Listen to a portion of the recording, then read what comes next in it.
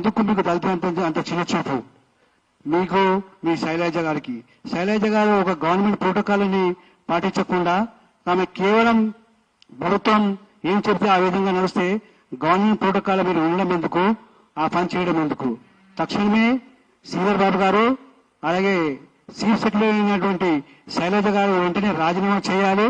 ఎందుకంటే దీన్ని మేము చాలా తీవ్రంగా పరిగణిస్తాం, అవమానించినట్టు భావిస్తున్నాం. ఎందుకంటే తెలంగాణ రాష్ట్రంలో మొట్టమొదటిసారి సరస్వతి పుష్కరాలు చేస్తున్నారు. అటువంటి పుష్కరాల స్థానిక ఎంపీ అయినటువంటి గడ్డం వంశీ గారిని పిలకపోవడం చాలా అవమానకరం.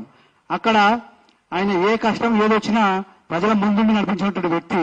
అటువంటి వ్యక్తిని ఈరోజు సీఎం సమక్షంలో శ్రీధర్ బాబు గారు, శైలజ గారు చాలా అవమానించడం జరిగింది. దీన్ని మేము దళిత సంఘం అందరం తీవ్రంగా ఖండిస్తున్నాం. రాబోయే రోజులలో శ్రీధర్ బాబు గారికి ఇట్లా క్షమాపణ చెప్పకపోతే ఆయన తీవ్రమైన పరిమాణం ఎదుర్కోవాల్సి వస్తుంది.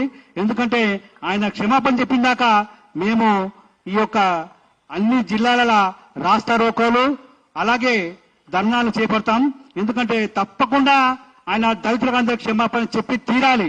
ఆయన ఆమె శైలజనాథ్ గారు ఆమె పదవికి రాజీనామా చేయాలి. ఎందుకంటే దళితులను అవమానించింది కాబట్టి, ఒక స్థానిక ఎంపీని అవమానించింది, ఒక ప్రభుత్వ హోదాలో ఉండి స్థానిక ఎంపీని అవమానించినందుకు ఆమె వెంటనే రాజీనామా చేయాలని మేము డిమాండ్ చేస్తున్నాం.